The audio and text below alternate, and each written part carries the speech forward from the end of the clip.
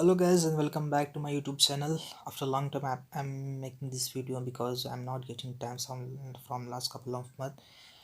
I got busy with my some kind of works, so sorry for say that. So we'll continue with today's topic. This is deflection of beam.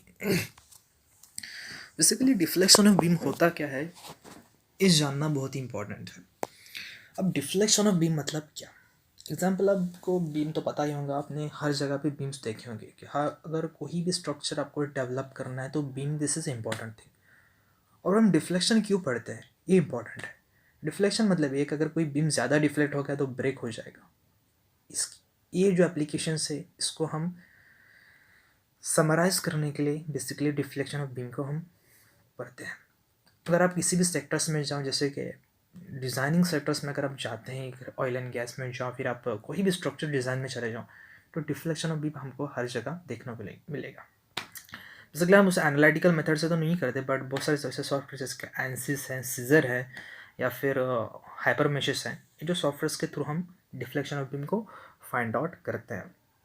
ये तो virtually हो गया, but हम analytically कैसे find out करेंगे वो हम इस थ्रू आउट सीरीज़ के अंदर देखेंगे. जो क्योंकि हमको एकेडमिक में तो हम सॉफ्टवेयर यूज़ नहीं करते हैं, बट एकेडमिक में हमको एनालिटिकली सॉल्व करना है. तो बात करते हैं डिफ्लेक्शन का मतलब क्या. डिफ्लेक्शन मतलब जो हॉरिजॉन्टल मूवमेंट है बीम की थ्रू आउट एक्सिस से हम डिफ्लेक्शन कहते हैं. एग्जाम्पल, अगर आपने कोई बीम है जो कि हॉरिजॉन्टली प्लेस है, उसके ऊपर आपने लोड अप्लाई किया तो कुछ वर्टिकली मूव हुआ, और जो कुछ डिस्टेंस से मूव हुआ उसे हम करेंगे डिफ्लेक्शन.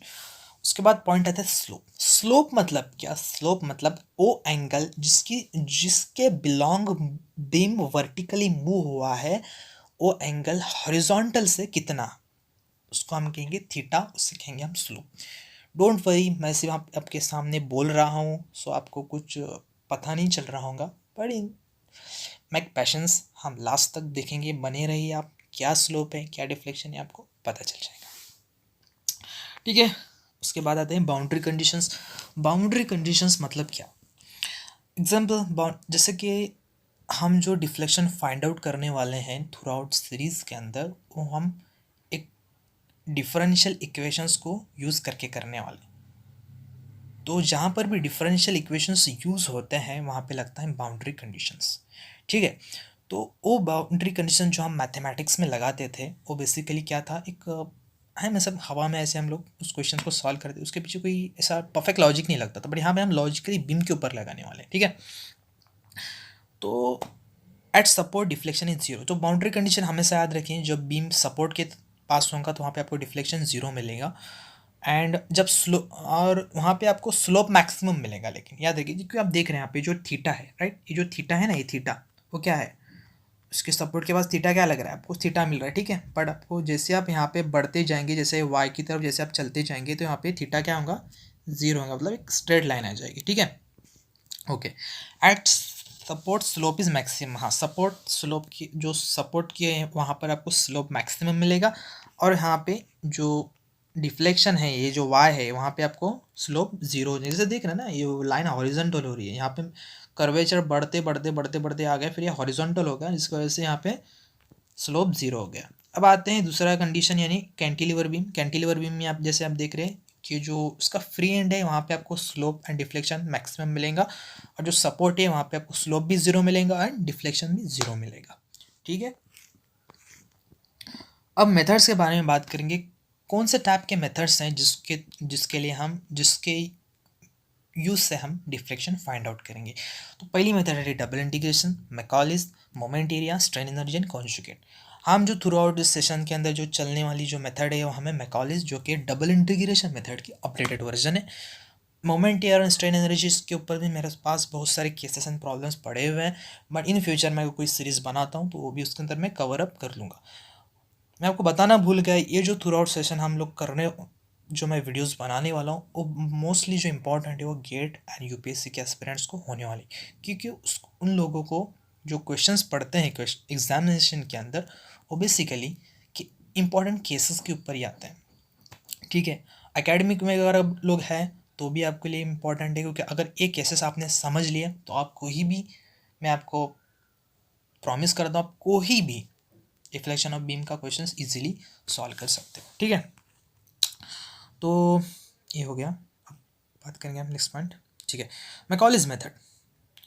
मैकॉलेज मेथड के ऊपर हम बात करेंगे। मैकॉलेज मेथड मतलब क्या, ये जो मेथड है वो कैसे कहाँ यूज़ होती है, उसको कैसे यूज़ करेंगे। तो सबसे पहले जो स्टेप 1 है वो है determine support reactions.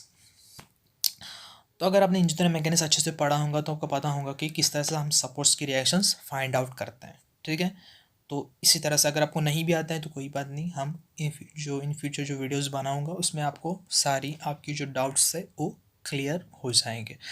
Second step है, आपको एक सेक्शन लेना होगा एक्स डिस्टेंस पे लेफ्ट साइड से, जो कि टोटल लोड्स को कवर ऑल करे, और उन्हीं लोड्स को आप उसी एक्स डिस्टेंस पे हर जगह से आप क्या उसकी मोमेंट्स ले, जो कि मैंने स्टेप 3 के अंदर लिखा है कि जो लोड्स हैं उसके आप थ्रू आउट उस एक्स डिस्टेंस पे आप मोमेंट्स लें। ठीक है, उसके बाद है E I D to I by D square.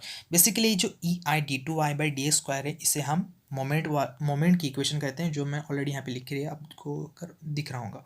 तो ये देखो, ये जो मोमेंट इक्वेशन है E I D to I by D square मतलब bending moment, E I D Y by D S मतलब स्लोप की इक्वेशन, ई आई वाई मतलब डिफ्लेक्शन ऑफ बीम की इक्वेशंस। ठीक है, तो हाँ फिर से यहाँ पे आते हैं।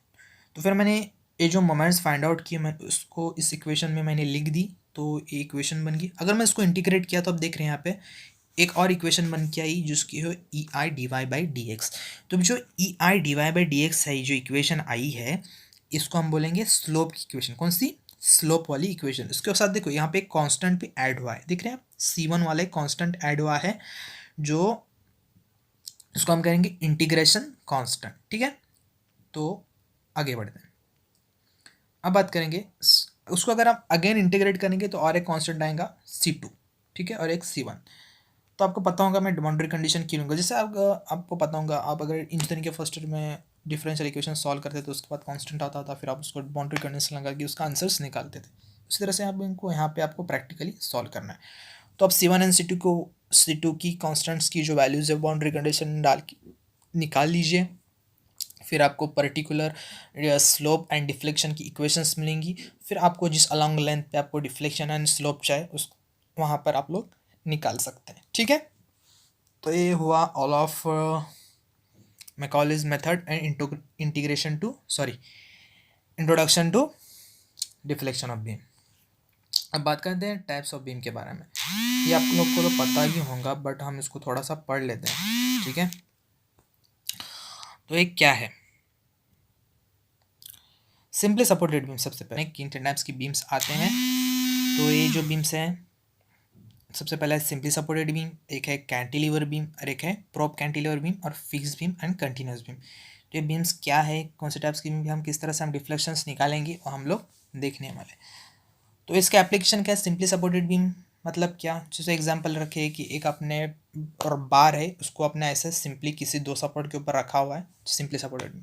कैंटिलीवर बीम मतलब आपने बहुत सारी जगह पे देखा होगा कि एक उसका बीम का जो सपोर्ट होता है वो वॉल के अंदर फिक्स होता है और एक बीम हवा में ऐसा ही फ्री होता है। दिस प्रोप कैंटिलीवर भी मतलब एग्जांपल ऐसे समझो, एक ब्रिज है जिसको अपने एक साइड से, एग्जांपल आपके समझो आपका जो हॉम है, हॉम को नीचे समझो रिवर जा रही है और आप एक ब्रिज को उस हॉम की वॉल से कनेक्ट करते हैं और उस ब्रिज का एक फ्री एंड आपको वे के ऊपर या फिर आप रास्ते के ऊपर रखते हैं। तो इस टाइप का बीम एग्जांपल आप प्रोप कैंटिलीवर बीम कंसिडर कर सकते हैं। मैं जैसे आपको जनरल एप्लीकेशन बताऊँ, अगर आपको कुछ पता होगा फिर आप करेंगे सर आप क्या बता रहे हैं, ऐसा कुछ भी नॉन टेक्निकल। सो अगर आपको नहीं समझ रहा हो तो इग्नोर कर सकते हैं please, sorry to say that.